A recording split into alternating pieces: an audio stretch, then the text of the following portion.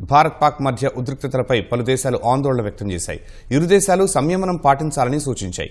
భారత్ పాక్ మధ్య ఘర్షణను ప్రపంచం భరించలేదని ఐక్యరాజ్యసమితి ఆందోళన వ్యక్తం చేసింది. ఇరు దేశాలు ఉద్రిక్తతలు తగ్గించుకోవాలని అమెరికా అధ్యక్షుడు ట్రంప్ సూచించారు.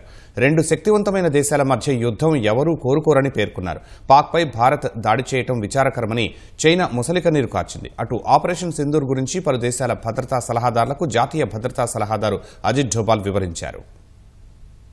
భారత్ చేపట్టిన ఆపరేషన్ సింధూర్పై అమెరికా సహా ప్రపంచ దేశాలు స్పందించాయి. శాంతియుత పరిష్కారానికి భారత్ పాక్తో సంప్రదింపులు జరుపుతామని అమెరికా విదేశాంగ మంత్రి మార్కో రూబియో వెల్లడించారు. ఇరు దేశాల మధ్య ఉద్రిక్తతలు త్వరగా సద్దుమణగాలని ట్రంప్ ఆకాంక్షిస్తున్నారని చెప్పారు. భారత్పై ఉగ్ర చర్యలను తీవ్రంగా ఖండిస్తున్నామని రష్యా విదేశాంగ ప్రతినిధి వెల్లడించారు. ఉగ్రభూతాన్ని నిర్మూలించడం కోసం ప్రపంచమంతా ఏకతాటిపైకి రావాలని పిలుపునిచ్చారు. పరిస్థితులు మరింత దిగజారకుండా భారత్ పాక్ సంయమనం పాటించాలని సూచించారు.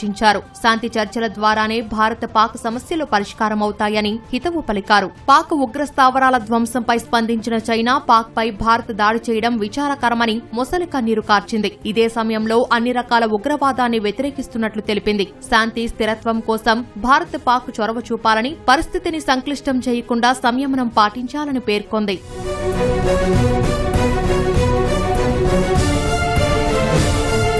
భారత్ పాక్ సంయమనం పాటించి ఉద్రిక్తతలు తగ్గించుకోవాలని బ్రిటన్, యుఏఈ సూచించాయి. ఆత్మరక్షణ కోసం దాడి చేసే హక్కు భారత్కు ఉందని భారత్లోని ఇజ్రాయెల్ రాయబారి రూవెన్ తెలిపారు. ఆత్మరక్షణ కోసం భారత్ చేసే దాడికి తమ మద్దతు ఉంటుందని స్పష్టం చేశారు. భారత్ పాక్ మధ్య ఘర్షణలను ప్రపంచం భరించలేదని యుఏఈ ఉప ప్రధానమంత్రి షేక్ అబ్దుల్లా బిన్ జాయద్ అన్నారు. ఇరు దేశాలు సంయమనం పాటించాలని, ఉద్రిక్తతలు తగ్గించుకోవాలని సూచించారు. శాంతియుతంగా సమస్యను పరిష్కరించుకోవాలని కోరారు. రెండు దేశాల సైనికులు సంయమనం పాటించాలని ఐరాస సెక్రటరీ జనరల్ ఆంటోనియో గుటెరస్ సూచించారు.